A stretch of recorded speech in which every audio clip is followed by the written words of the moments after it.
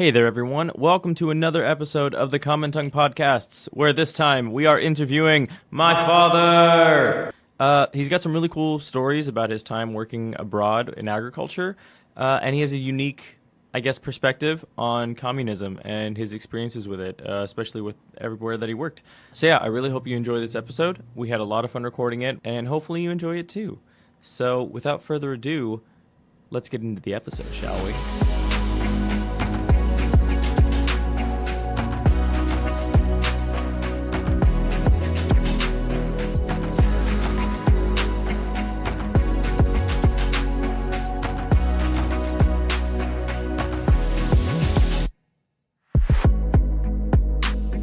Hello there. Hello. How are you doing? I'm very well, thank you. It's good. And this is going to be, I'm going to have fun with this one. I hope so. I'm looking forward to it. So, welcome, all you listeners, to another mediocre attempt at what we call a podcast here at the Common Tongue Podcast. This is another episode of what we like to call What's It Like? Sitting across from me, I have somebody who I think we're going to have a lot of fun with today. So, would you please state your name and why you're important for the record?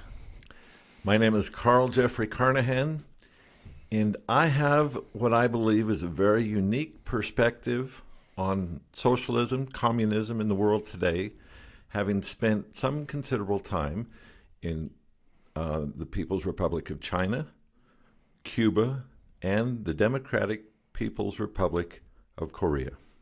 Specifically, that is North Korea. Colloquially known as the DPRK. Colloquially known. The DPRK. Yeah.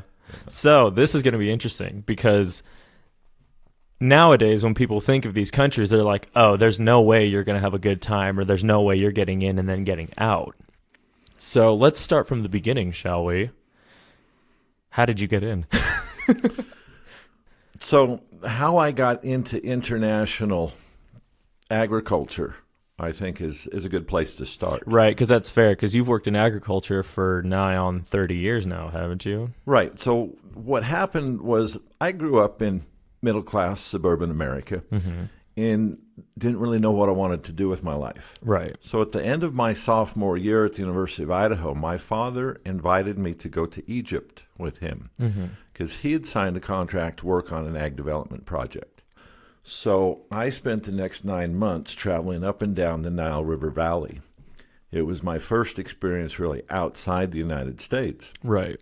Besides border trips to Mexico and Canada, which really don't count, the tourist towns. That's the neighborhood. But an immersive experience in a completely different culture. The religion is different, the language is different, the people are different, the clothing, everything is different. Right, yeah. And it really opens your eyes to, how big and wonderful and varied the world is. So I came back to the United States, changed majors, completed my degree in foreign languages with a minor in business, and then joined the Peace Corps to test the theory on whether I really wanted to spend time outside the safe confines of the United States. Right. And that was very interesting too. Yeah, that's a whole nother podcast episode, because the Peace Corps that's an adventure in and of itself. It's the best job you'll ever love. Really? That's the motto. I recruited for Peace Corps after I finished. That's how much I believed in the message. Oh. And the third leg of the Peace Corps program is to bring home what you've learned and apply it here in the United States. So your audience might be interested to know that I have 2 Presidential Volunteer Service Awards because of the amount of volunteer service I have given over the course of my lifetime. Wow. Yes. So now, okay, let's put this into context, though. So you joined the Peace Corps at what age? What year was this? 1986 is when I went into the Peace Corps, so I would have been 26 at that time. Okay. So I'd had my bachelor's degree. I'd spent time overseas. Right. And now I'm, and then you joined the Peace Corps. And I joined the Peace Corps. So when did you receive those presidential awards for service? Oh, they were much later in life. Okay. So after you'd done all this crazy... This is for thousands of hours of volunteer service. Okay, so then the Peace Corps... So where did you serve in the Peace Corps? The Federated States of Micronesia, on the island of Kosrae, state of Kosrae. Yeah. In the village of Utwe. So how big was this island? Because Micronesia is just a chain of Okay, so Micronesia is 2 million square miles of Pacific Ocean. Yeah. God, And that's so much. Not, you can't say land. It's so much sea. space. So much It's sea, water. yeah. It's a lot of water. Yeah. The island itself is a high volcanic island with Mm-hmm. a fringing reef, 40 square miles, and most of the people lived on the coastal areas, On the because beaches. Being a high volcanic island, the ridges were very steep, Mm-hmm. and people didn't even go there. I mean, there's no reason to go, and you can't get there even if you wanted to. We tried. Bunch a of whole nother story, Americans too, trying to, right? yeah. No, we'll have to have another episode entirely just on you working on the Peace Corps. Right. That'd be interesting. So I was a community ag extension agent, Mm-hmm. and I taught English, elementary English, in the middle school. Mm-hmm. So after that experience, that was my second experience, immersively living Right. in a completely different culture, language. They were congregational Christians, so not like the Muslims in Egypt. So that was a little more familiar. Right. But just the pace of life is just so much different, so slower. Well, right, because I imagine living on an island, there's not much technology. Everything's, I mean, it's primitive, kind of. It is primitive. I I was working with subsistence farmers and fishermen and their families. Right. So my greatest success was my greatest disappointment. I worked with a farmer for a growing season, Right. Introducing modern technology, Modern, fertilizers, and different new seed varieties and things like that to grow vegetables for export and for nutrition, particularly in the school lunch program. Right. At the end of the harvest season, he had tremendous success. It's hard to put it in context, but anyway, he had about 2.5 times what he normally would have. Oh, so it was a wild success. Oh yeah, it was huge success. Yeah. So I was really excited to duplicate the effort. To Right, see if we could duplicate the effort. And I went to him and asked him when he wanted to get started, and he said, "Oh, I'm not interested." And I'm going, "Well, wait, aren't you happy? I mean, you're not satisfied with what we achieved?" And he said, "Oh no, don't get me wrong. I have earned enough money to meet my cash needs for the next year. And you made me work pretty hard. And I just don't want to have to work that hard because I don't want to."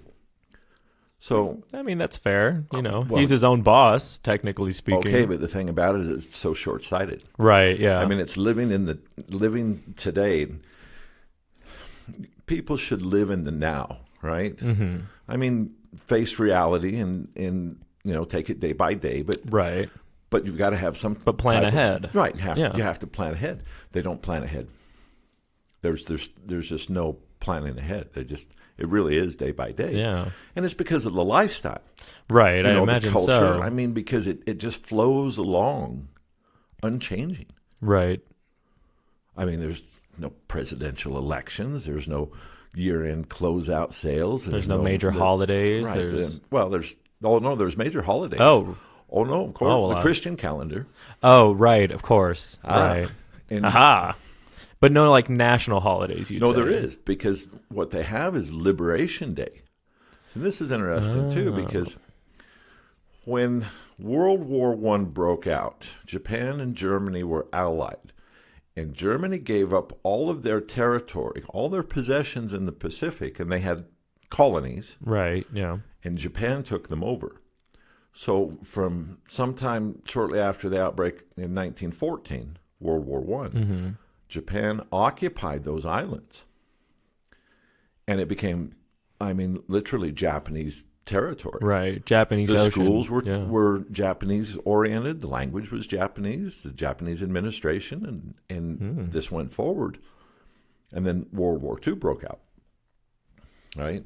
So hold on, this is where it gets interesting then. So imagine after World War II, Koshrai, those islands in the Pacific were liberated from Japan. They were, but Right. this is why it's so important. The islands were being used for food production Okay. for the Japanese Imperial Army and Navy. Well, for the Imperial, yes, Army and Navy. Right. So when the commandant or the officer in charge of Koshrai found out that Japan had surrendered and lost the war, he was going to execute all the able-bodied men who were there in working under his jurisdiction. Whoa. Execute them. Just outright. So, just out of spite because they lost. It was shameful, And he said, well, I'm not going out by myself. I'm taking everybody else with me. Right. Mentality. Right. Which is hard for us to understand because, again, it's just a completely different race. Well, it's a different way of life. Right. Well, here's what you have to keep in mind. People are different because of their birthplace, their creed, their culture, their language, their literature, their race, their religion. All of this makes people different. It molds them differently, right? And it's hard for North American to comprehend an Oriental or Muslim, Arabic mindset because it's so completely alien to our experience. Right, yeah. People can't be held responsible for things that they don't know. And if you don't know, about another culture, then things that they do that are just normal for them are so just outrageous or egregious in this case. I mean, I guess would you call it like benign ignorance? There's not much benign about, well, I'm not saying ignorance is benign. Society like Japan, right? But, well, what I mean is that somebody who never grew up or had any influence with, Arabic or Pacific Islander or, Far Eastern culture, and then they interact with it suddenly and they have no idea what to do. That's what I mean by like benign ignorance, where it's just, you don't know what to do. You don't know how to react. Yeah, that's naivete. That's a better word for it. That's what it is. So, having had these experiences and going with the flow, right, learning from them rather than trying to impose, your will on them. And that's an important lesson that I learned from the Peace Corps. It's appropriate technology, right? Because there's top down, trickle down. No, top down, not trickle down. Oh, okay. Top down, where management or those in power are telling you what to do. Okay, yeah, telling you top down, management, and then there's bottom up, where the workers are actually involved in the process, say partners in the business, right? How a company, the employees, if the business is having financial difficulties or it's it's struggling, then management might want to sell it, but the employees can buy it back, and then it becomes an employee-run business, right? So top down, bottom up. Yeah. Okay, so lost my train of thought. Koshrai. Japanese were very, very strict, very orderly. The Koshrayan people themselves were very laid back. All right. So appropriate technology, learning from the people that you're living with. Yeah. And then adapting the most appropriate modern technology to their situation. Right. So just mixing what you know versus mixing mixing what you know with what they know. Right. And then creating just a great common ground. So just for example, on Koshrai, agricultural operation, the top-down management wanted to import large tractors. Well, you can't hardly turn a large tractor in the plot of land that you're trying to farm in because it's just too small. Right. So a rototiller is a more appropriate technology than a tractor with a disc behind it. Right. Because you just don't have the room. Right. Now, in China, when I was working over there, it was the same thing. Oh, hold on, wait. So this is where I want to get into this because so this was in Koshrai, right. Learning these appropriate technologies. Right. So what came first? Which country came first? Well, all right. So it was Egypt. Right. And while I was still in college. Right. And Koshrai, post-college, trying to decide what career to pursue. So then graduate school at Cal Poly in San Luis Obispo, master in agriculture with an emphasis in project management developing countries. Right. Because I did want to go back overseas. I wanted to work with people, help them improve their situation so that they can feed themselves in their country. Right. I mean, that's the motivation. Right. Yeah. Like you'd been to these places, and kind of like what you were doing in Koshrai, you were trying to help people basically make more crops. Right. So then the next place I lived was Venezuela. Okay. So after I got my graduate degree, then the first job that I got was project manager on a pilot project to grow potatoes for the Venezuelan snack food industry. Okay. So now this is a commercial operation. We're no longer volunteer. It's no longer subsistence. This is large-scale farming. So that project went for a year. Then my contract ended, and it was in Venezuela that I met and married my wife. And so we came back to the United States. I was working on a potato operation, central Idaho, which was very good experience. Mm-hmm. I mean, it wasn't I never wanted to grow up to be a potato farmer in Idaho. central Idaho. Yeah, right? right. I mean, just having spent growing up in Idaho and working, I started working on a potato farm when I was 13 years old. I was driving trucks when I was 16 in the harvest. Right. I mean, 10-ton truck with a 20-ton load. Oh, wow. Yeah. From So like heavy machinery, yeah. Yeah, big trucks and farm to market, and operating tractors and just general hands-on experience on the farm, which has really stood me in good stead, throughout my life, because you've got these, just urban kids growing up in the city think that milk and eggs come from the grocery store. Never seen a chicken or a cow. Right. Don't understand the concept of growing something, Yeah, it just is. It just, food just appears. Yeah. Well, it doesn't. So then after about a year and a half working in Idaho, learning the seed potato business, then I went to work for the J.R. Simplot Company on their China project in Hebei province, northern China. So China was the first one then? First one, what? Well, first communist country that you worked in. Oh, right, communist countries. Right, yeah. Yeah, we're going to get back to that. Yeah, because now we're on track again. Now we had a now, whole... After all this background, we're finally... Okay, so Red China. Interesting. Yeah. So what year was this? This would have been in 97. Oh, so this is a little more recent. Well, 22 years. That's not as long as you think. Yeah, 23 years ago. Yeah. Okay, so I guess the first thing that they taught me when I was the orientation, right, is the concept of the keeper of the key. Okay. Everything is under lock and key. Yeah. And one person is in charge of that particular key. Now, there's many locks and there's many keys and there's many people that, have responsibility over, some particular item or aspect. Area, some area of, business or particular tool or machine or something like that. And I didn't understand that concept. I said, you have to brace yourself for the concept of the keeper of the key. Mm-hmm.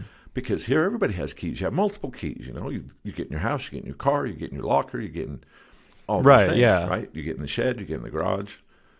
Well, I didn't have keys to anything. I'm running the operation. Right. And I don't have key one. But you weren't in charge of anything, really. Right. I wasn't the keeper of any keys. Right. So where this came into play is that we were we were doing field preparation, cultivating fields, getting ready to plant, right? And showed up at work, and the tractors were just sitting there idle. I mean, they're just sitting there. Right. And by now they should have been running and getting ready to go to the field. And I said, what's the problem? And they said, we have no diesel. And I said, well, the tank's right there. Go fill up. And they said, the keeper of the key has gone to visit his mother in another village. And I'm going, what? And and they're saying, well, we have no diesel because we can't get, and so it's a very bad precedent to break a lock. Right, yeah. I mean, don't want to do that. So we literally, sat there twiddling our thumbs for half a day until my driver could go to the village and retrieve not the key, but the person who held the key. Yeah. Yeah. Now think about that. That's wild. Yes, the keeper of the key. Because that just in of itself is very different from even from what I did. So I'll give you, just the dichotomy of that example. is that, I worked management in a restaurant before I did this, and there were 5 managers. So there was one general manager, one kitchen manager, one assistant, and I guess the general manager from the other store, and then me and one other lead, right? So in reality, we had, oh man, I've got to think about this. So we had 7 managers altogether. And, that we had our general manager who was in charge of the store, but then all of us had keys. So to have one person, that blows my mind. Like, I can't imagine, if I forgot my keys driving, to go to my general manager to get the store key. That's unheard of here, at least. Right. But there, it's just like, well, yeah, that's it's an alien concept. It's yeah, that boggles my mind. Yeah. So speaking of keys, the day that I thought that I had really arrived, when I thought I'd become somebody, was when at graduate school. When I was just starting grad school in San Luis Obispo, the head of the program gave me a key to the building. He gave me a key to the College of Agriculture at Cal Poly. Wow. And I'm going, wow, I've got a key to the building. No, yeah, right? And I mean literally. The whole building. The whole building. Wow. I could let myself in to the building if it was locked after hours, because I'm a graduate student, right? Graduate students are dedicated, it's shoulder to the wheel. Long hours, yeah. Oh, yeah, and we did. We really did. So that was So that was your first experience with the keeper of the key concept. Well, or having gone to a level, of having risen to that the elite, right? Like an elite level, having become somebody. And then you get to China, and then that all goes down the drain. Yeah, and then I go to China and have no keys. I'm in charge. I'm responsible for this operation, and I have no keys. I had a driver, and and you had the person who spoke the best English. Yes, so that was all right. Now, so here's a good experience, just in linguistics, and this is a nonverbal lesson, right? So we're getting ready to plant potatoes, northern China, in the spring. My first trip over, and this is in '97. This is '97. Okay. No, this would have been This is in the spring of 1997. We were in the village of Chape, in Weicheng. Or in Hebei province, Chabe village. Okay. And I show up with my driver in our vehicle, and there's a dispute. There was a line of trucks that are bringing seed potatoes from the storage area, which is in Weicheng, which is further out, way out. And there's just a narrow gate to come into the compound where we were storing the seed potatoes. Okay. An empty truck was blocking the gate, so that the loaded truck could not come in. And the drivers are out of the cabs, and they're sitting there yelling at each other. All right? So it's obvious what the problem is. Right, yeah. So we get out of the vehicle, and I walk up to the guy in charge and rhetorically ask, what's the problem? And he tells me, I don't know. I don't speak that dialect. And he's standing there. How long? I don't know. He's been standing there, but there's a line of trucks waiting to unload. Right. With seed potatoes been driven over. So wait, so did you say that what's going on in English or in Chinese? Oh yeah, he spoke English. Okay, cool. Because I hadn't learned much Chinese by that point. It was just just getting started. Right. I was fluent in Spanish. That was my foreign language, was Spanish. I had a little bit of Arabic. Micronesian. Right, Kosrayan. Which is not a major language by any means, right? 10, 12,000 people in the world speak it.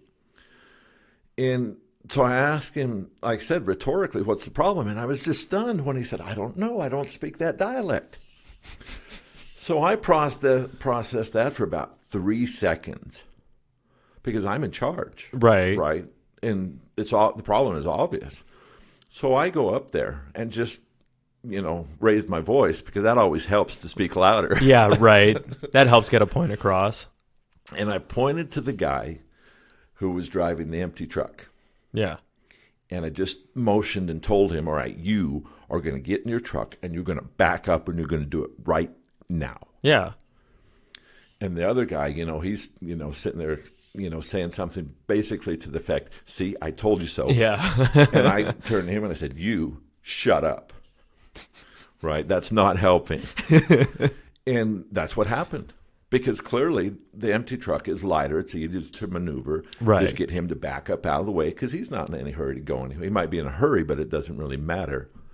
The loaded trucks need to come in so that we can offload the seed potatoes and get started. And get started with whatever we were doing. Right. So I didn't speak any Chinese. My interpreter didn't speak the dialect, but just simple powers of observation. The problem is obvious. And just sheer willpower. Yeah. That's what it is. So coming from, democratic America, coming into communist China, what was the biggest culture shock? Well, there's not a lot of creative thinking.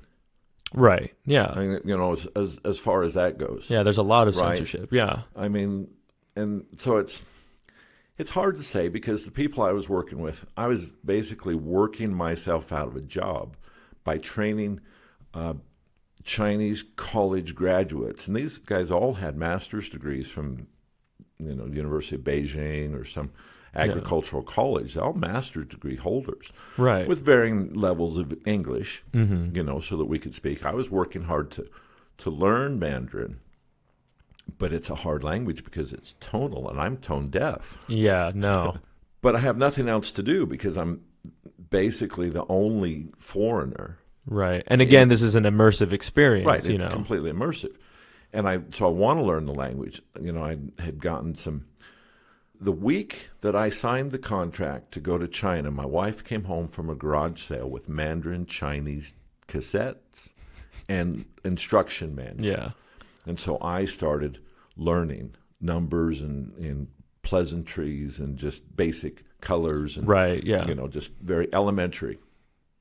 But it was important because with just basic colors and some very basic vocabulary, I was able to talk myself out of a ticket in Beijing for a malfunctioning traffic light. Wait a minute. I was in Beijing with another American. Yeah. We'd had some time off and we'd gone to a restaurant, for a nice meal, American-style meal. And we're driving back to the hotel. And there's a traffic jam. Not a surprise, in and of itself. Right. But there's something going on here, right? So when we get up to the intersection where the light is, then we study the problem. We can see that the light for the direction that we're going is not cycling. It's just red. Right. Because it's, same traffic lights, worldwide. Yeah. The cross traffic light was cycling. So when their light would turn red, then the people in my lane, going my direction, they would go through the intersection.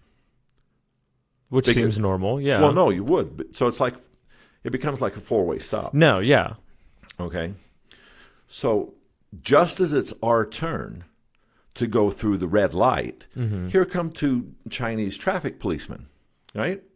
And they haven't figured out what's going on. They just think you're running a red light. So I wasn't actually driving, but so I'm watching, and when the cross light turned red, I said, "Okay, go ahead, it's our turn."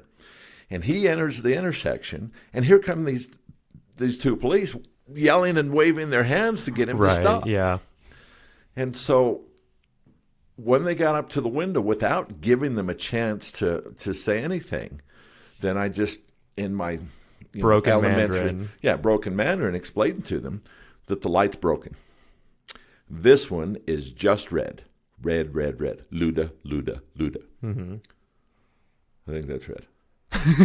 That might be green. Well, we're going to find out. Well, because it's Hong and Lu are the two colors. Okay. I can't remember which is which now because it's been a long time and I'm not. Hong sounds like red. Okay, right. So Hong. Yeah. So I said, Jagisher Hongda, Hongda, Hongda, Hongda. Jagisher Hongda, Luda, Hongda, Luda, Hongda, Luda. And that's exactly what it was. Yeah. I mean, Jagisher Huila, Jagisher Huila. So that's three words. That one's broken. That's red, red, red. Yeah. Yeah. Hongda, Luda, Hongda, Luda, Hongda, Luda. And they're going, really? they're standing, and we're in the middle of the intersection, right? And hongs are, people are honking their horn. Because, that's great. I can see that there's a couple of foreigners have come along and messed things up, got the police down on their necks, right. And then finally they realized, oh, okay, go ahead. So that was interesting. See, I think that's one of the most, and this is getting off topic once again, but I don't care because this is actually really funny. Knowing basic numbers, basic colors, and knowing like a few words at least can probably get you home. Okay, so let's dial it back in, right, and get back to... Yeah, but that was wildly hilarious. If people have a genuine desire to communicate, if there's goodwill, if you have good intentions of communicating with somebody, and they feel the same, they want to communicate with you, you're going to find a way to communicate. Yeah, you're going to find a way to get the message across. Okay, so now let's jump to the North Korea experience, because this is, I'm sure the people are waiting to hear just how North Korea went. Okay, so hold on. Okay, so 1997 to 2000. So to 2000. No, wait. No, I'm sorry. We got to back up. I went to China in 95. So 95 to 96, 97. 97, I was in China. Okay. And then I left them and went to work for a Dutch company. So it was 97, 98, 99, 2000 working for a Dutch company. Mm-hmm. And then I have my present position. I'm a USDA market reporter for the Cotton and Tobacco Program, and I'm a data analyst. So while I was working for the Dutch company, I went as a consultant on a humanitarian aid project in North Korea in 1999 to help them with famine relief. Because the decade of the 90s was really a difficult period for North Korea in terms of agricultural production. Okay. And there was mass starvation. And because of the lack of news, information coming out of there, they're not sure what the numbers were, but they're estimated to be between 600,000 and 2 million people, I believe, starved to death in North Korea for lack of food. In that decade or in that decade. Wow. Well, and it wasn't the whole decade. It was, I want to say, from like 93 or 94 is when, agricultural production really halted. Well, yeah, it declined. Okay, yeah. And so then there was a period, maybe 95, 96, 97, where it just, they were really comatose practically. Right. I mean, just and not productive. I guess this is something interesting to point out, too, is the lack of information coming from communist countries, right? Oh, right. See, it's censored. I mean, information in North Korea, it's extremely censored. I mean, nothing gets out. North Korea is the most extreme example of repressive regime that I've even seen, ever seen. In that would be North Korea, China, Cuba, and now Venezuela. No, absolutely. Because we watched Venezuela from the time I met and married my wife in 94. Well, I met her in 94. We got married in 95. And then Hugo Chavez took over, won the election in 97. And from about 98, it's just been a slow, present day, just a slow slide into chaos. Right. But let me get back to North Korea. Yeah, because this is where I'm really and because communicating, the real desire, and so even though there's at the highest level, leaders are not getting along at all, ordinary people can and will communicate. Right. So as I was packing for the trip, my wife gave me 2 teddy bears and 4 or 5 little toy cars. And I'm going, what's this? And she said, I just have a feeling that you should take these, put them in your suitcase, and you will know, what to do with them when the time is right. And I'm going, okay, sure. So when I checked into the hotel in downtown Pyongyang, which is where the foreigners, there were other aid agencies, European and mostly European aid workers who were there working. And everybody's housed in the same hotel in downtown Pyongyang. So I check into my room. There's 2 twin beds.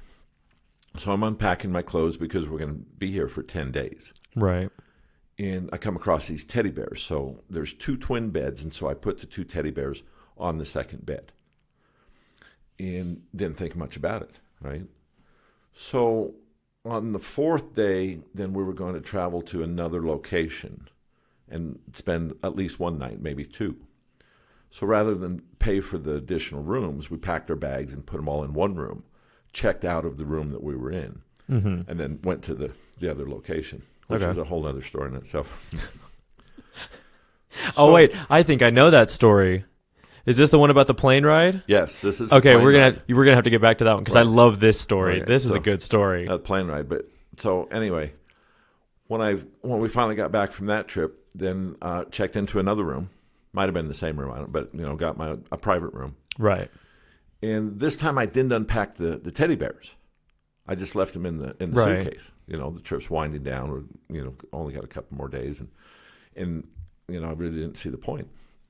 So by this point, then I was writing the technical assessment. We'd done the data collection and the site visits, and now I'm writing up the technical report that we're going to submit for the feasibility study that we're charged with doing.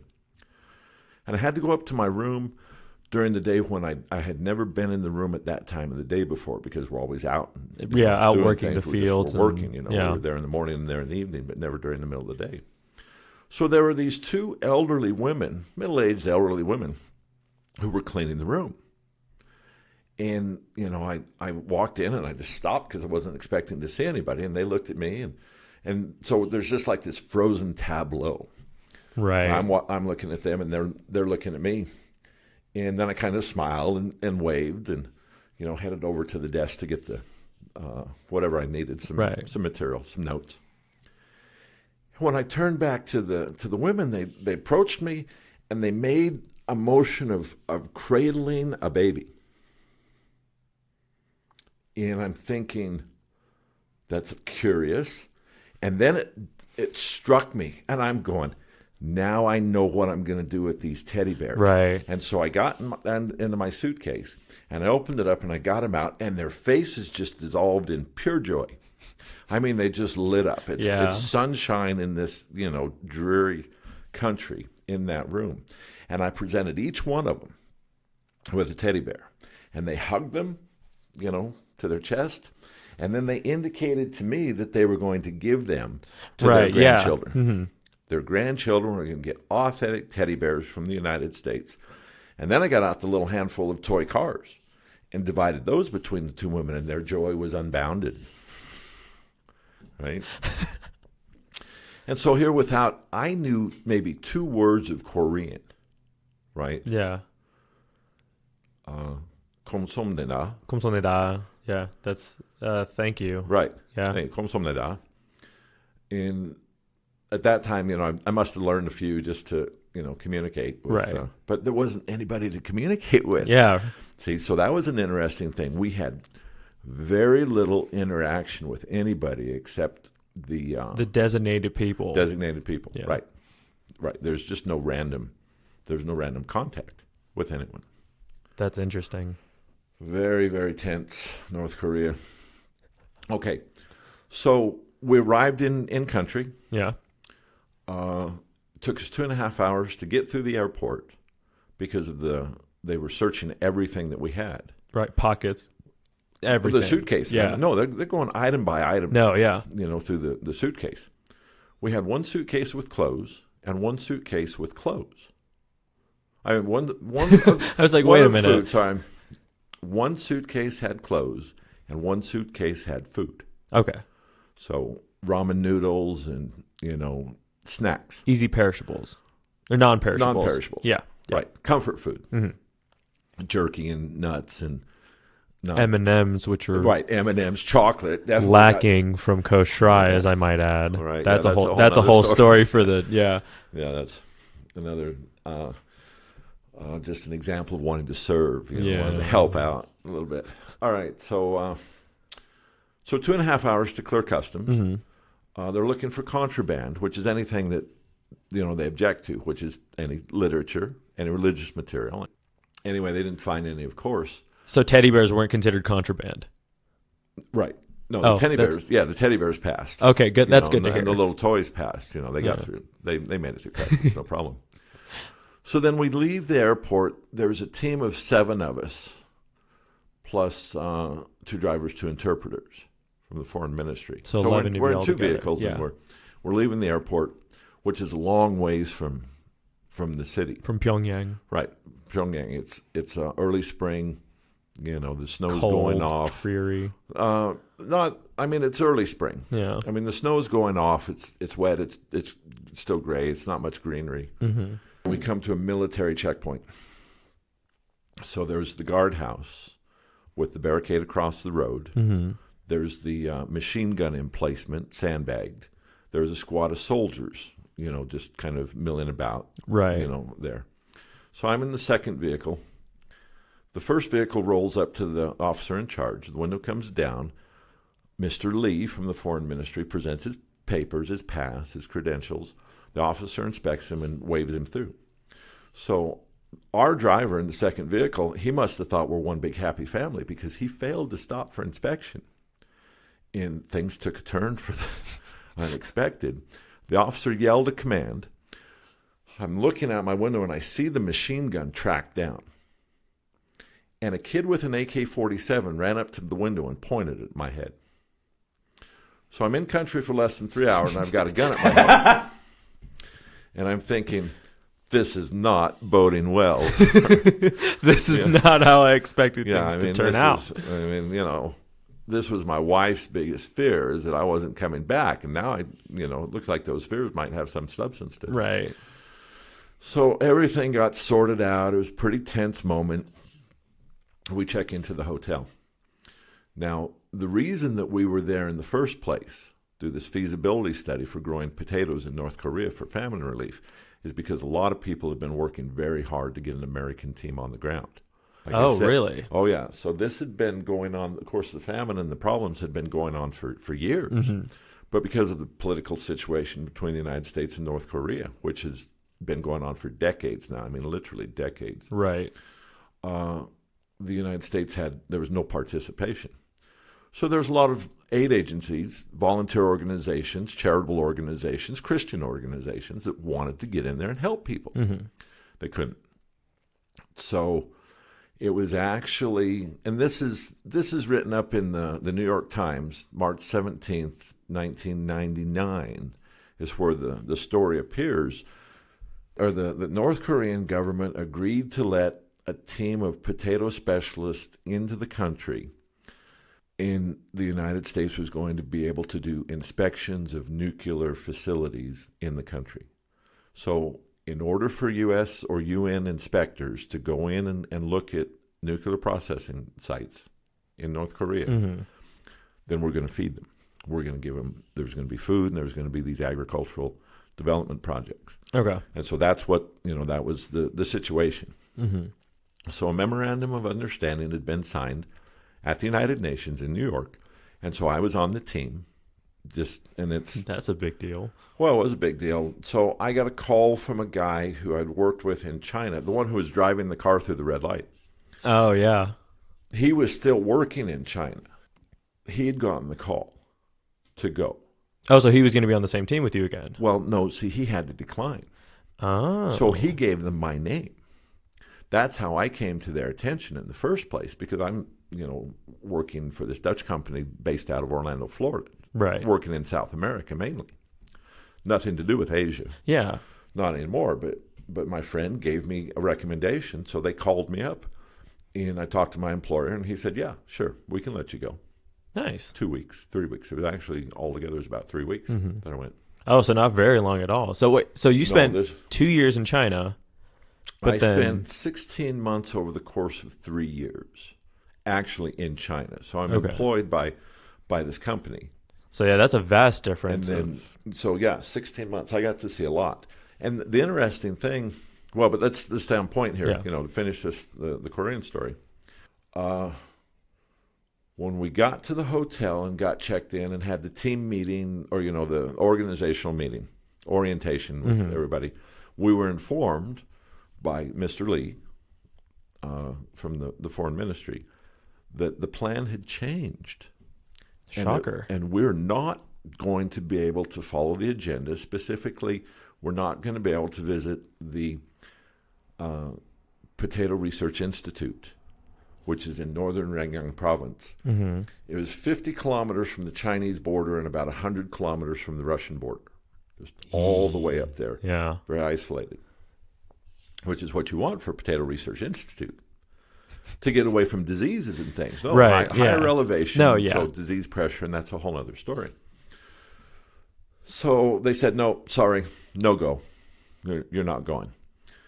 You're going to do exactly what we tell you to do, and the program has changed. So we protested, right? I mean, going, well, wait a minute. There's a reason that we want to do this. This is carefully thought out. You can't just arbitrarily say, no, this is the reason that we're here. And they said, no, we're saying no. Right. The trigger has been pulled at this point. There's nothing you can do about it. Right. Well, so we started negotiating. And we're waiting for instructions from the United States. And so on the third day, and so we're stuck in the hotel now. We'd done a little bit of sightseeing, and that's how we knew that Pyongyang was pretty much deserted. Mm-hmm. On the third day, we had requested direct access to their scientists from the Academy of Agricultural Sciences. Right. If you can't go to the facility, you might as well bring the people to us so we can talk to them. Right. And so they agreed to that. So we're in this conference room. Our research scientist is carrying on the discussion, and I'm taking notes because I'm the one that's going to have to end up writing the report. I'm going to collaborate with the chief of party, who is the desk officer. He was in charge. He was a graduate from an Eastern school with liberal arts degree, political science. Mm-hmm. No agricultural experience whatsoever. So he was there. But he was a savvy guy, and I like a lot. So the discussion is going pretty well because our technical guy, our PhD, is telling their PhDs exactly what we're going to do for them. Mm-hmm. And they're liking the sounds of this. They're going, wow, this is, because we're offering them the sun and the moon, basically. We were there to find out what they needed, and we're prepared to give them whatever they needed in terms of, feeding inputs, the people, agricultural inputs, fuel, fertilizer, whatever. And Mr. Lee, he sees this sea change, right? The wind has shifted, and it's not blowing in his favor anymore. Their people are digging what we've got to say, and they're like, right, yeah. Hey, everyone. I'd like to take a moment to thank today's amazing sponsor, Pimsleur. Now, I'm really excited about this one. As a linguist, I love learning languages and maintaining them. Pimsleur is the amazing way to go from a beginner to an intermediate speaker of a language in just 30 days. But you may be asking, why Pimsleur? And let me tell you, Pimsleur is a program uniquely focused on conversational skills. It's not a vocabulary, image, and word matching game app that's like so many other programs out there. It's all about practical conversational skills. When it comes to developing speaking skills, Pimsleur is the answer. And because it's conversation-based, you can learn while driving to work, while exercising, or cooking dinner. Turn your downtime into a powerful new skill, guys. And Pimsleur has over 50 languages to choose from. So what are you waiting for? Check out the link in the description of this episode, and don't just take my word for it. Try it absolutely free for 7 days with the offer in this link. So as I'm sitting there taking notes, and this is one of my favorite stories. I mean, this is about the only moment of comic relief in 10 days in North Korea. I'm sitting there next to the chief of party, and they're talking about, well, it's a protein test that's done in a laboratory to test potatoes for virus diseases. Okay. And it's critical to seed potato production. You got to have disease-free material to maintain a viable seed production program. That seems to make sense. Yeah, that checks out. So the acronym is ELISA. And so it's ELISA this and ELISA that and ELISA once again. And I'm taking notes. And Charlie's sitting there, and he leans over, and he says, Jeff, what's ELISA? And I tell him enzyme-linked immunosorbent assay, which is exactly what it is. Right, yeah. And he leans back in his chairs, and he digests that for a few seconds. And then he leans back in, and he goes, that's what I thought. I almost burst out laughing because he still has no idea what ELISA is, right? I mean, enzyme-linked immunosorbent assay, that's very, very technical. Well, and it's about. Okay, now let's clear this up for a minute. So is your political science guy. Right. Everybody else there, for the most part, is probably agricultural based in their degree. Right. One way or another, So anyway. That's what I thought. It was just, the comic relief was just exquisite at that moment. I needed it because there wasn't very much longer after that Mr. Lee jumped up from the table and interrupted the discussion and started in on such a harangue, such a tirade that I'd only seen once, and that was from my Dutch employer, right? But this transcended that. I mean, he was absolutely worked himself up into a real transport of fury. Wait, no, was this in English or in Korean? English. So English, so that we could understand. So everybody knew how irate he was. He was talking to us. Yeah. I don't even know if his people. Well, now we're back to the nonverbal clues, right? Because by the time he turned purple and had foam coming, he's foaming at the mouth. Everybody knew that he was pretty upset. Right. He basically said, "You Americans think you're so superior. You think you know everything. You think you can come in here and tell us what to do in our country. Well, I'm here to tell you that you're wrong. If you don't follow the program as we tell you, what the program's going to be, you can take yourselves, you can take your agricultural inputs, your seed potatoes, your food, your money, your fuel, everything that you're promising us, including the ELISA tests, and you can go back to where you came from because we don't want you here, we don't need you here. And we're not going to have you dictate terms to us because it's our country." And then, the man's just, I've never had that. No one has ever scolded me to that extent, not ever.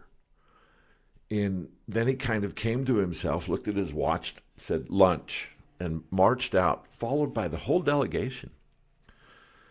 We staggered out of that conference room, and I'm in shock. Absolute shock. I don't even know what to think. And then I get angry, right? So the next emotion, it's an emotional response. No, yeah. It's like, I'm done. I am so done with this. I've been in the hotel room for 3 days. We're not getting any work done. We're not going to be able to accomplish our goal, and especially if we never leave the hotel room. He just told us that we don't, he doesn't want us here. Well, I don't want to be here any longer either. That's not like there's much sightseeing anyway. So it turns out that there's 2 flights a week from Beijing to Pyongyang, one on Saturday, and we came in on that flight. The next flight out is on Tuesday, and that's the next day, because we've been a Saturday, Sunday. This is Monday. Right. The next day is the next flight out. And I told Charlie, I said, all right, I'm done. I'm catching the plane tomorrow, and I'm going home. I got work to do. I'm supposed to be in Argentina. And I'd rather be in Argentina, I promise you, than staying here in this dismal place, I caught what you were trying to say. I saw the words. And he said, all right, everybody calm down. Because everybody else is feeling the same way. Right, everybody worked up about once I voiced my opinion, then I'm getting buy-in, from just about everybody. No, yeah. Right? They're going, yeah, he's right. This is not right. We've got to get out of here. And Charlie said, all right, everybody just calm down. Too many people work too long and too hard to get us in here. We're the first Americans in this country on this effort, and we're not going anywhere. We're not going anywhere. He has a point. No, he had a real valid point, And so I said, all right, everybody to go to the dining room and get a boiled egg. Get some of that comfort food you brought in that suitcase. Go to your room, get some comfort food, go to the and there was food in the hotel. There was a nice selection of Korean foods. Fairly basic, but nothing extravagant, but plenty of wholesome food. And so he goes and so that's it for the day, right? Well, no, that was it for lunch. We came back, and he made some phone calls, and negotiations were proceeding. Okay. Right. So I guess it was later that afternoon, then we had another team meeting, and come to find out that they had agreed to let us go. But we were going to have to charter an aircraft. To the facility. To get up there. Because they said the roads are impassable. Right. So this is to the potato research facility. The potato research institute in Rangyang province. Got it. They told us we're going to have to charter an aircraft, military aircraft, because there's no commercial flights. There's no commercial airlines. Nothing that was available, so it was going to have to be a military transport plane. So that night, Charlie worked the telephones calling European aid agencies, International Red Cross and whoever else he called. I forget. It's in the report, but I forget now. And came up with $8,000 cash, basically $1,000 a person for us to charter, a plane and go. So when we get down to the conference room, then Mr. Lee or Charlie said, "Okay, we've agreed to. We'll charter the aircraft. How much is it going to cost?" And he said, $8,000, without blinking an eye. So. And I'm not kidding. I may not be describing just the proper sequence, but Charlie got commitments of $8,000 when he asked him how much it was going to cost us to charter the airplane. They told us $8,000. So they're going to take us for every cent that we have, which is, I thought it was quite decent. They aren't going to charge us more than we can afford. Right? Yeah. I mean, they know. They know what the. At least they're just going to run us dry and nothing over that. Yeah. They're not going to be. They're going to bleed us for everything, but nothing more. Right. Not going to be extortion. They're not going to get, No, of course not. It's already some kind of extortion, but they're not going to. It's not going to be unreasonable. Yeah. Extort us. Okay, so the next day we go out to the airport, and it's a beautiful spring day in Pyongyang. The sky is blue, the sun's out, it's warm. And we get out there about 10 o'clock in the morning. We're waiting for our chartered airplane to show up. And we wait, and lunch time comes, and they take us to the cafeteria, and we have a basic meal, and we're waiting, and we're looking out the window, and it's sky blue. It's just a beautiful spring day. And we're thinking that they've reneged on the agreement. It seems obvious to us. Taking all our money and reneged on the deal. Right. And so just about the time we've given up on the idea of going anywhere, then here, came I don't think he was uniformed, just a civilian, and said, "Okay, your flight's ready. You can go." And so we go down, and the airplane was really a cool looking airplane because it was a Tupolev 114, Russian built, 4 engines. Each engine had 2 props. And it was just looking. That's impressive. It's a pretty cool looking airplane. You can Google it. It's give them the name again so they can Google it. So a Tupolev 114 Rossiya. Got the it. aircraft from Russia. Yes, Russian built. From Russia with love to the Koreans. Russia with love. So it's 4 engines with 8 props. Cool. Okay, so we get on the airplane, and the first class section was in the rear of the aircraft. So you come up stairs, from the back, and then there's a door, and it goes into the main cabin, and then up to the cockpit. So we're in our seats, and the flight crew comes in, and the pilot, and we were told that who the pilot was, is a woman. I think she was a major, and she had the most spectacular flight suit on. It was blue and red silk, like the national colors, red and blue of Korea, and silk. And just resplendent. Immaculate. Yeah, immaculate, resplendent, I'm going, all right. Cool. This is what $8,000 gets you. Right. Not just, an airplane ride, but a floor show, too. You might as well show off. So when they go past and they open the door and we look up and the plane's half full. Military, there's everybody's, in uniform, as far as I can tell. Or it seemed that was my impression. Right. And Charlie looks over at Mr. Lee and said, "Hey, I thought this was a private charter." And he just looked at him and, "You idiot." Right. It's the only airplane, that's going that direction. Of course, anybody who needs to go or wants to go is going to go. And we don't care if you're buying the gas. We're going anyway. So we get up there, and we can see that they had actually played us fair because there had been a nasty winter, early spring blizzard had rolled through. And the vehicle that was out melting the snow from the runway was it was a dual-axled military truck, army truck, and they had mounted some kind of, I think it was a jet engine, but it was a gas blower. They had it mounted at a 45-degree angle in the bed of the truck, and they're literally melting the snow with a jet engine off the runway. Korean ingenuity. Yeah, and I thought that's brilliant. I mean, it was like nothing I had ever seen before, and I'd been around, Right, you'd been to China. By the time I had gotten to, North Korea, I had been to a few places. Altogether, I've been to 52 countries. 5 years total outside the United States. Egypt, Micronesia, Venezuela, China.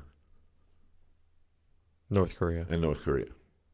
And nowhere had you seen a jet engine mounted to the back of a never military seen truck. it melting snow from the runway like that, Yeah. I thought that was pretty impressive. Okay, so now it's payback time. We were met as we came off the airplane by this welcoming committee of top military officers, right? Mm-hmm. I mean, the general in charge, he's got gold braid everywhere. He's just dripping That gold gold braid. brocade, like, Yes, fine the brocade filigree. and all Yeah. this, And he starts in on Mr. Lee, like Mr. Lee had started in on us. And I like to imagine that the conversation went something like this. Are you out of your mind? You're bringing these American spies to my secret military base? What are you thinking? Because, all of you worked for the CIA at this point, Well, obviously. They were convinced Yeah. we did. Absolutely convinced that we did. So Everybody with an agricultural degree. So we go in the building, and Mr. Lee goes with the welcoming committee, unwelcoming committee, and we go into a room across the hall, and it's just cavernous concrete walls. There's carpet and bare chairs, and just a big room and not much in it.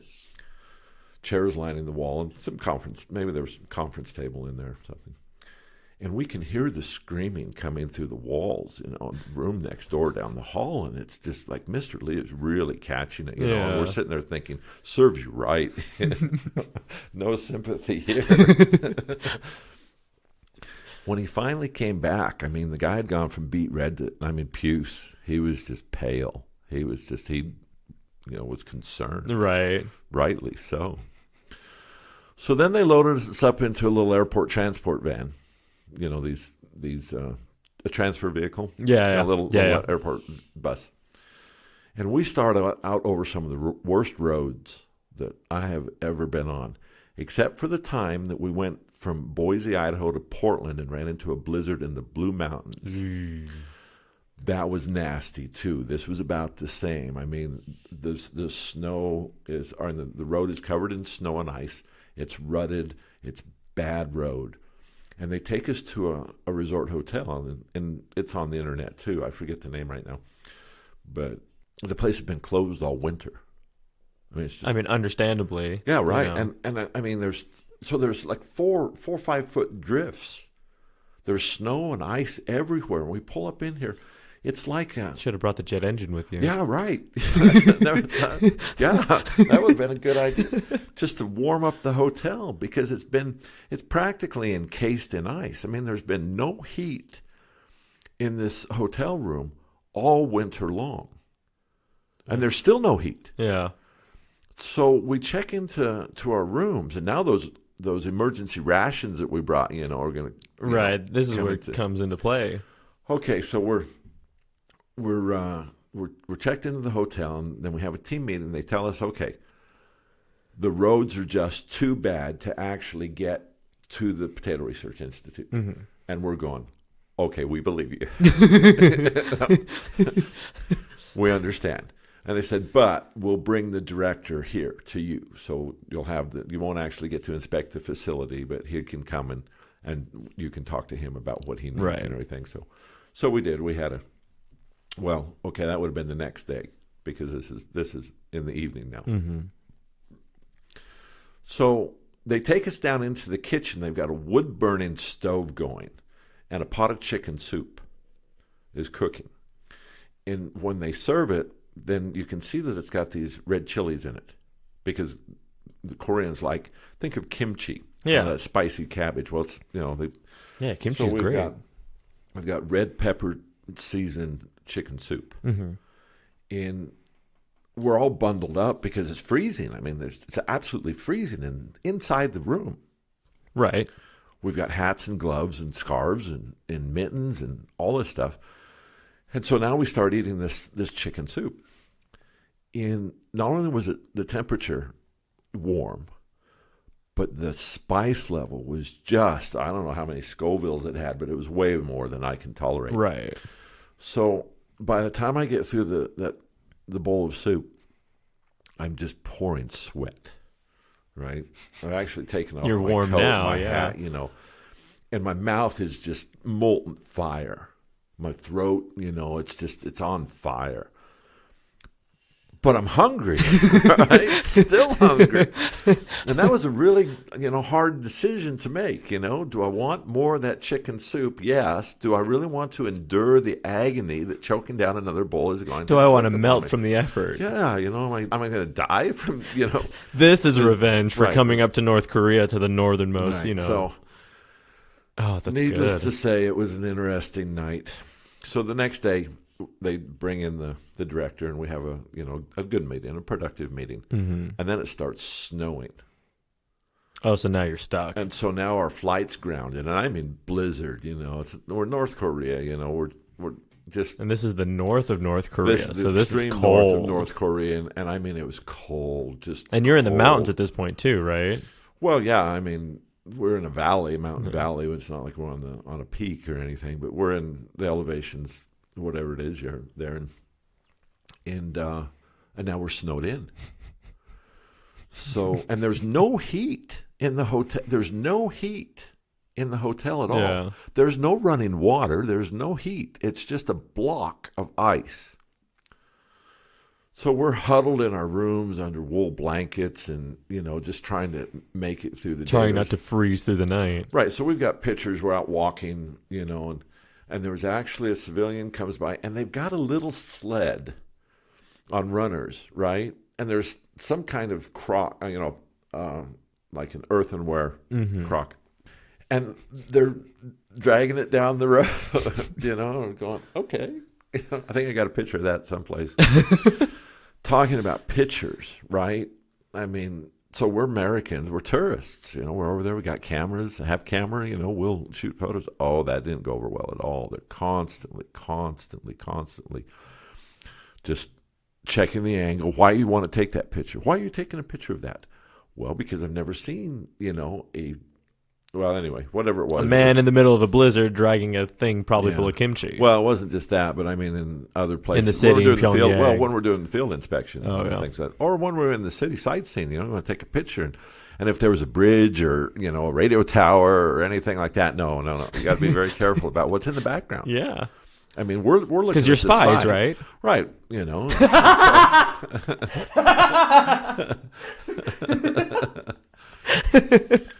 Okay, so we make it back. Disclaimer, there weren't actually spies. Right. No, we're not spies. We're agriculturalists. So that admission right there is probably going to get me harangued on the internet. no. So Oh, that's so good. let's see. All right. So then we make it back to Pyongyang. Yeah. And then we're going to go down south over towards Wonsan, which is a port city north of Incheon. And inspect some state farms. Go look at some fields. Oh, crop cool, fields. So Like you're supposed to do. right. So there happens to be a little mountain range Right. that we have to cross. And as we're coming down into the valley, we come around this curve out of the mountain, and here's just a rock cliff. I mean, it's just the face of a rock cliff Right.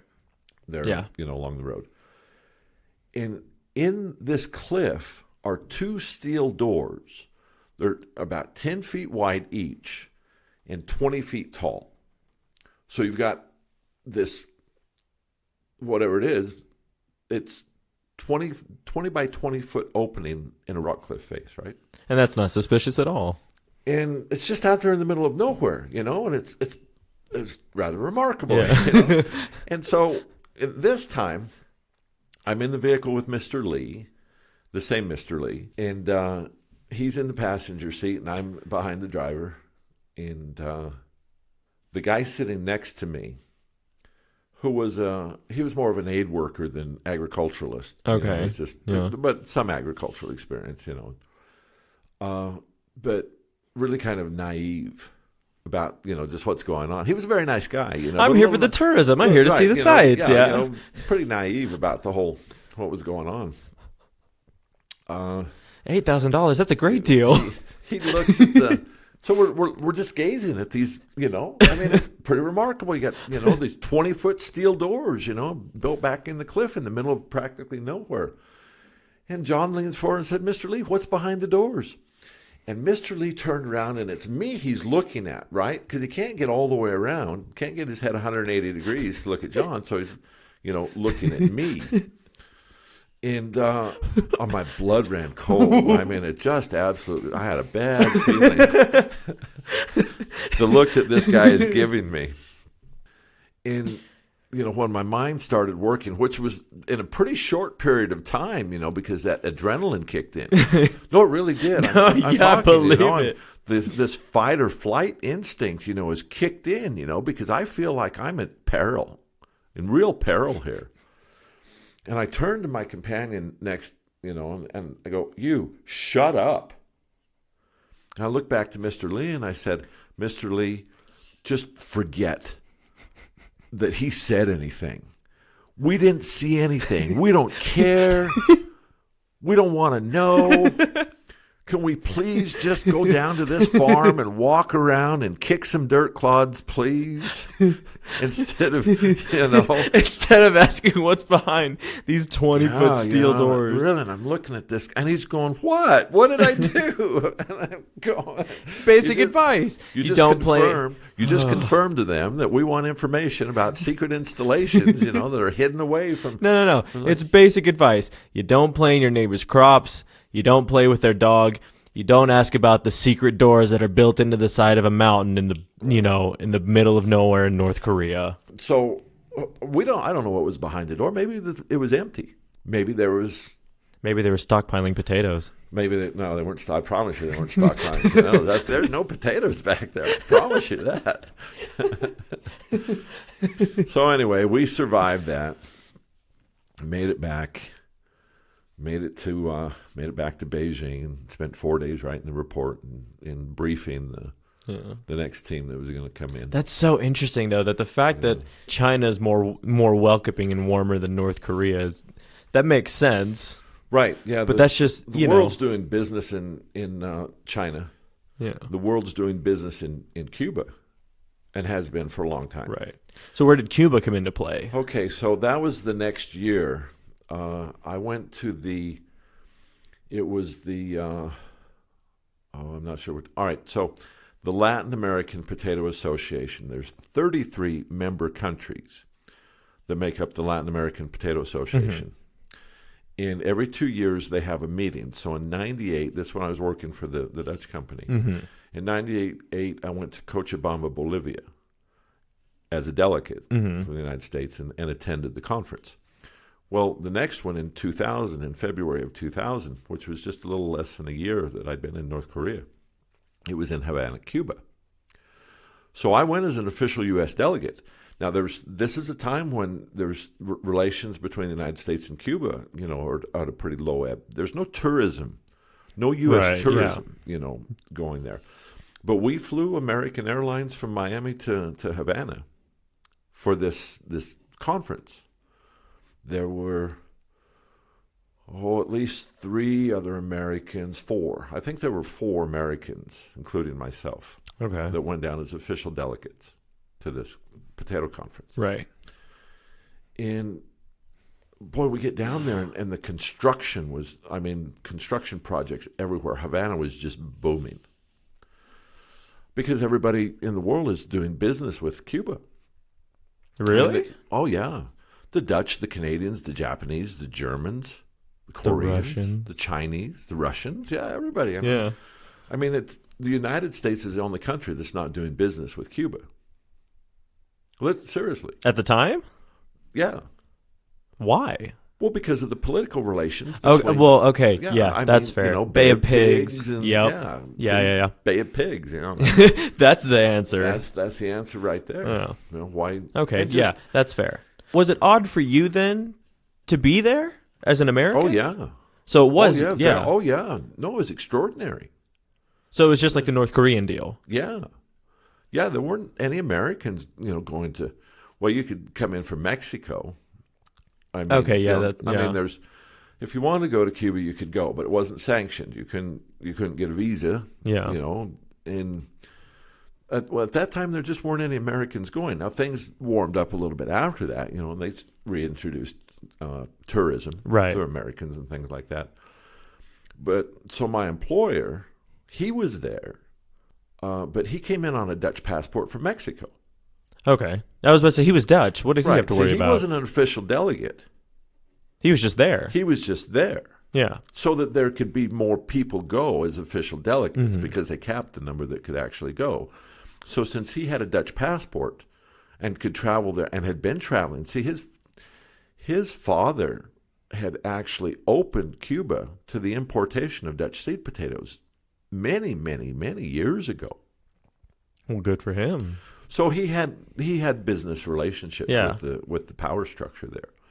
And so he just went as a private citizen to see his friends. Right, because he'd been there before. His dad had footholds. So, like I said, I was surprised at the level of activity of what was actually going on because, as an American, and the sanctions. So wait, was it the same deal at the time where not a lot of information? Oh, well, no, there's Cuba's quite different from North Korea.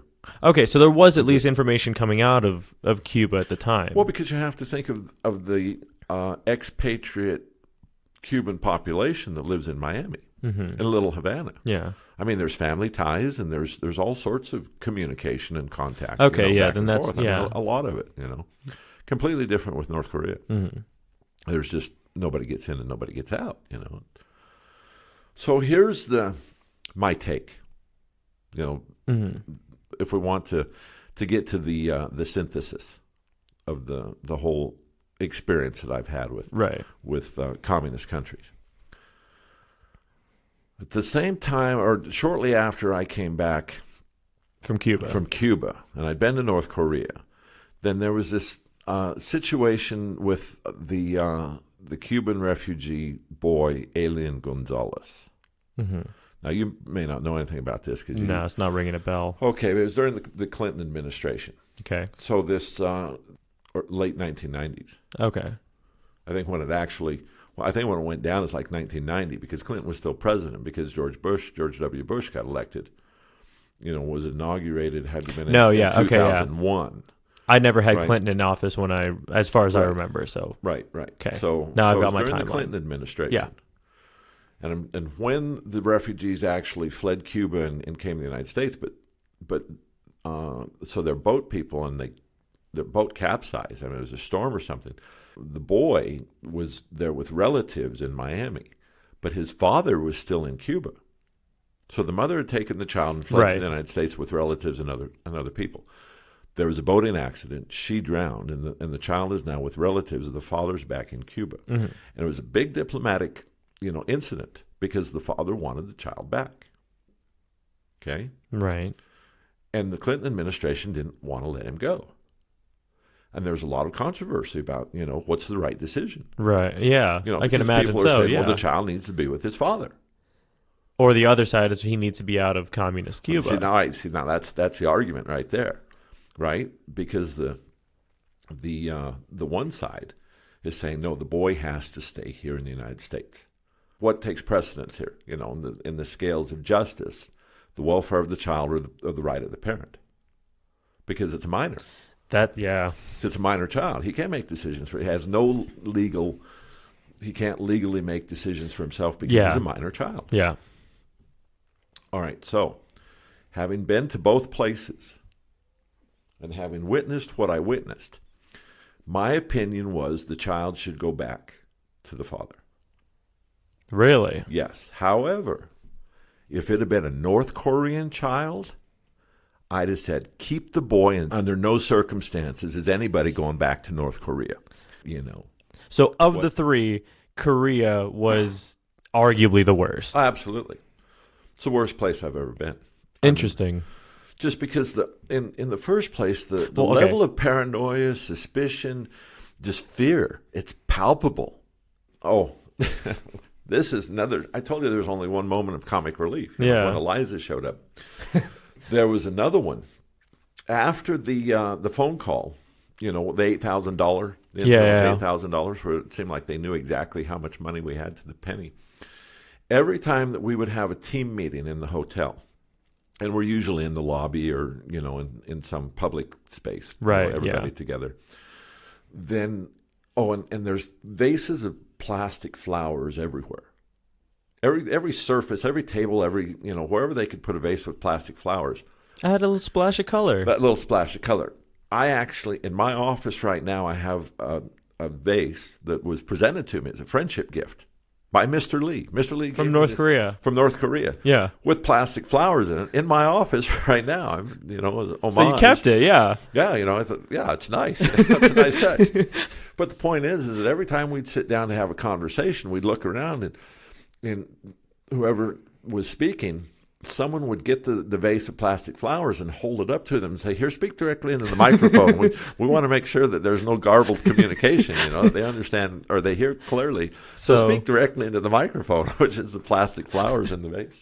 So here's the real question then: have you searched that vase?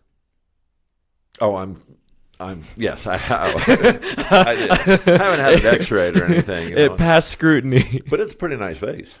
I mean, from... Well, at least you got a vase out of it, Oh, and I got a really nice wall tapestry, too. I bought it in the airport while I was waiting for that flight to the north.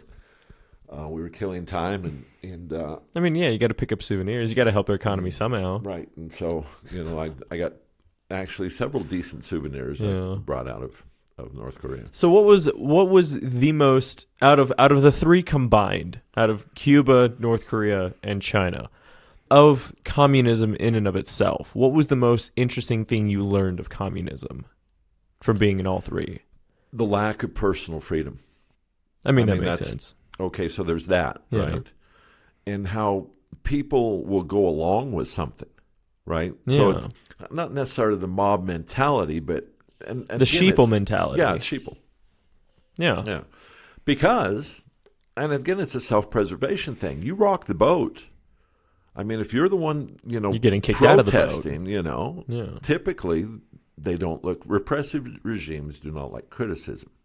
They're not going to tolerate very much criticism. They just won't. Especially from the inside. Right. So I wasn't really in Cuba, long enough. I was there for a week, and we toured around, and we got to meet people. Here's another little interesting factoid. From Cuba? From Cuba, right, from Cuba. Let's do it. Our host was a fairly high-level Ministry of Agriculture employee. Mm-hmm. He told us that he was making $18 a month. That was his salary, was $18 a month. That's what he was living on. Because everything else was provided. Yeah. His housing was provided, his medical and dental care, they have good doctors and dentists in Cuba, so that's all provided. His housing was subsidized, so he basically just had to feed himself and his family.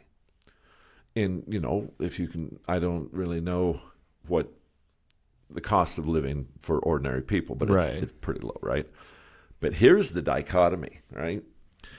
Ernest Hemingway is a famous American author, and he spent a lot of time in Cuba.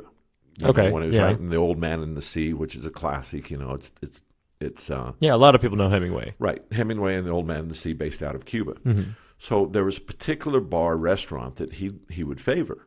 I mean, it was his place, and so it's a tourist attraction. So we went there for lunch, and it's basically arroz con pollo, rice and chicken. That set me back $25 for arroz con pollo in Hemingway's favorite haunt in Old City, Havana. Right, because tourism. You're basically there as tourists. Tourism. Yeah. $25 for lunch. And the guy that was hosting us made $18 a month. But there was another interesting thing. Communist regimes, they're supposedly anti-capitalist, right? I mean that's the right, communist or capitalist.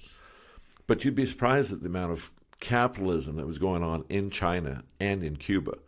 There wasn't any entrepreneurialism in North Korea. Everything's controlled by the state in Korea. And there's very little to control, right? Yeah. When it comes right down to it, pretty brutal, or just very basic necessities. Yeah. I mean, it's just not a lot of consumer products. There's just not a lot of consumer products in North Korea.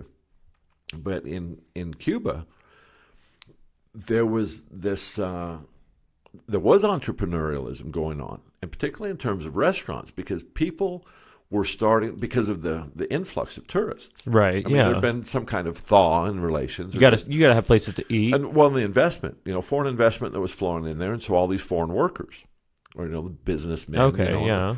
And industry and hotels and resorts and beaches and I wouldn't go that far, but just industry, just Well, I mean, touristy business. things, right? Yeah. Well, but not strictly tourism. That's what I'm saying. It's Okay. not strictly tourism, but other industry Okay. was going in there. So, because there wasn't a lot of tourism, up to that point, then, there was just. What I'm trying to get at is that private citizens were converting their homes into restaurants. See, that's this. So you've got these cottage industries, grassroots cottage industries, where because of the rise in tourism, then ordinary people were serving a roast con pollo, and you could get a lot cheaper than $25 a plate. And it was like their grandmother's recipe. Right.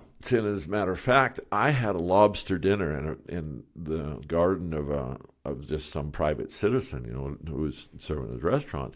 Very reasonably priced. Very nice lobster dinner. Yeah. Spiny lobster dinner. Fresh, it's Cuba. You bet. It was a good meal. So I guess to put in perspective, that would be like you out of your own home, your wife, just like cooking Venezuelan meals and just selling it on the street, or like having people come in and sit down and serving it on the deck out back. Yeah, just have them come up, onto the deck in the back. They never come into the house.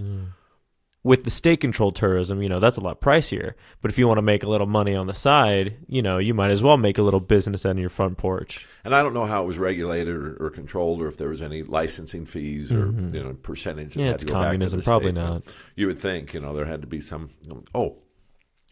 Here's another interesting little story from Cuba. Little tidbits. Right. Just because it gives perspective on ordinary people. Yeah. I mean, I didn't get many of those in North Korea. We had a break in the program, or, some scheduled time for sightseeing, and so we went to the Capitol building, which it's the same design as the U.S. Capitol building. Really? Yes. It's close. I mean, because their Capitol building is based on the same design as our Capitol building. Okay. So we'd gone to look at it. It's a tourist attraction. Yeah. And as we were leaving, then there was a kiosk with two women who were selling postcards and candy and souvenirs and things like this. And they were excited to see Americans. Everybody wants to talk Americans to Americans. means money. And that was like that in every place I went. Egypt, Micronesia, China, countries around the world that I've traveled to. If you're an American, people want to talk to you. And because I'm fluent in Spanish, it helps. I was chatting. Now, the guy who I was with didn't speak any Spanish. He spoke German. He was fluent in German, but he didn't speak any Spanish. Mach schnell. And so I'm, having a conversation with these ladies and buying postcards. Mm-hmm. I'm going through, asking them, do they have more postcards, or what are the best postcards, or do you have some of this scene, or, particular postcards. And so you're chatting it up. Yeah, chatting them up, dragging the moment out. And so then I pay with U.S. currency, and I want to say that I gave her a 5, and she made change for a 10. So I got my $5 bill back plus some, right? So then we leave, and I'm walking down these steps, the Capitol building, and about halfway down the steps, I looked at my hand, and I'm going, I was curious. I gave her 5, but I've got a 5 plus, another $1 and some coins. Yeah. I realized that, she made the wrong change, and it's, $5. And so I stopped, I'm processing this. And my friend said, what's wrong? And I said, she made the wrong change, or she gave me the wrong change. She gave me, $5 too much. And he said, so? That's $5, big deal. Well, I already had been through this, just the value of currency, in the country. And so I said, no, I have to go back. And he said, no, you don't. Come on, we've got places to go. Yeah. It's $5. Just forget about it. And I said, no, I'm going back. And he said, well, I'll just see you back at the hotel because I'm leaving. I'm not sticking around. I've got things to do. I said, okay, fine. So I go back up there, and they see me coming, and I tell them what's going on. I hand the $5 bill across and tell them, what had happened. And the woman almost had a heart attack. I mean, her reaction, was just... Yeah, just like pure shock. Pure shock. Said, I can't believe that I made a mistake like that. Oh, thank you. Thank you for coming back and bringing that $5 back. Thank you. And I think I saved her life. I mean, that was the impression that I got. Right, yeah. Was that, she's going to do time, So it's that little moment, that snippet, in time, that encounter right there tells you exactly how difficult things can be for people, and just like that. Because, I mean, I keep $5 and $10 bills in my wallet just to hand out like candy, or if I'm, go to a restaurant or something, and $5, $10 in a tip. Just, $5 or $10, just, and just, it's no big deal. But if you're making $18 a month, and she wasn't making $18, I promise you, because she's just the girl at the kiosk, She was just selling postcards on the steps of the Capitol building. Yeah, a couple of dollars a month. Yeah, U.S. That's wild. Income. That's because knowing that information that one of the top ministry, if he makes $18 an hour or $18 a month, right. What's $5? That's a week's wages. Yeah, more than that. Yeah. Oh, well, See, and so I can't even imagine. Maybe she was making $5 a month, but I doubt it. And so she's tapped the till for a month's wages. Yeah. I think most people who would be listening to this know how harsh communism could be, just from news reports and history lessons and reading about Marxism and what happened in Russia. But I think and that's why I wanted to do this, that little bit of personal perspective probably gives you a little more insight. So that's the takeaway that people, I'd like people to, the message is, you have to have your own personal experiences. You cannot rely on someone else's word for something if it's important. Yeah. Don't take it from a textbook. Right. Just don't believe everything you're told. But more importantly, to get out there and experience the world, to go see for yourself, to mingle with someone who's different from you.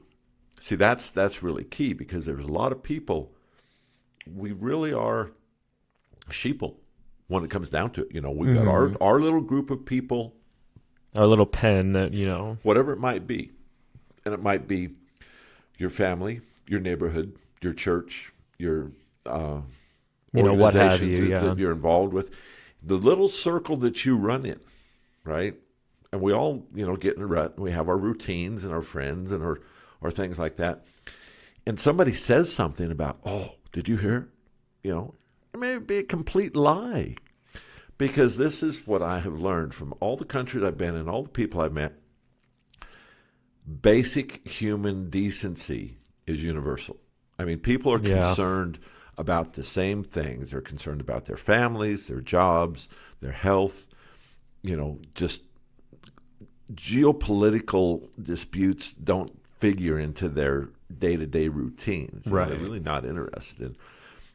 A lot of it is day to day. Right. Well, they're not interested in high level, disputes until, something comes to ruin your day. Yeah. Whatever, military aggression or something, or natural disaster and whatever it might be. And I found that to be true. In the time I spent in Egypt, meeting, traveling throughout the country and meeting ordinary people and farmers and shopkeepers. In Micronesia, living with people, farmers, and just living with families and just understanding everybody has the same basic concerns. And if people could just get to know each other, but we don't. We're afraid to reach out sometimes. Especially if people are different. They look different. They talk different. They have different beliefs. Right. They're going, well, I don't want anything to do with them. I don't want to put myself at risk. That's fair. Yeah. I don't want to put myself at risk of maybe finding out something that I don't want to know. That could be part of it. Like the cost of a charter plane to, the northern mountains of North Korea. No, I've really appreciated this. I've always this has really been eye-opening. I really appreciate this. This is a lot of fun. Did you enjoy yourself? I did. Yeah, recalling those fond communist memories. Because for the most part, I never really had any serious problems. I've never been robbed or mugged, or I've been accosted a few places. There's been, people have tried to take advantage of you. The perfume salesman in Cairo. Oh, you've got to be careful. Perfume salesmen in Cairo. They're, notorious. Relentless. Yeah. Absolutely relentless, So that was interesting. But you had fun. I did. A long time ago, I heard that high society people would send their sons on a grand tour of Europe. This is okay. Yeah, showing off. Right. Yeah. So the aristocracy, if you will, the upper crust, high society, would send their sons on this tour of Europe to see the sights, and go and meet the people, get experience, to see what Rome and Paris and Venice and Berlin and these different capital cities are like, right? So the story is this one father, he taught his son to say no in 16 different languages. That's the only advice he gave him, is how to say no in 16 languages. Seems helpful. Well, it is. It's very helpful, especially, if you're being accosted on the streets of Cairo by someone who wants you to come to the perfume shop. You just keep saying no. As long as you keep saying no, you'll be okay. But the minute you say yes and you give in and you walk into there, because they literally are going to, daub you with samples of the essence of different flowers. Yeah. Pure, it's essential oil from all these different fragrances that they make perfumes out of, right? But let's just say you come out well perfumed of these places, and greasy, because it's oil. Yeah, and you got this. And no, I'll pass, thanks. I'll make sure to steer clear of those perfume vendors in Cairo. But I'll tell you, so just as long as we're just to wrap this up, I did say yes, right? And so this is how you know. Right, this is how I know, right? I didn't follow the advice and say no. I finally broke down and said, okay, yeah, sure, why not? So we go in the shop, and they've got these vials of this oil. It's essence, the essence of these different plants. And they said, what do you like? And I said, well, I don't know, I said, well, here, try this one. They put something on there, smell it. Okay, yeah, that's nice. So I was actually, before I left to go to Egypt, I'd been dating a woman. Mm-hmm. And she had a favorite perfume. I won't say it on the air. But there was a particular famous brand of perfume, and that's what she used exclusively. And I'd been seeing her for, I don't know, a year or so, something like that. And so he gets this vial, and he puts some on my arm and rubs it around, and I smell it, and I'm going, that's my girlfriend. And he goes, well, from Atlanta. On tip.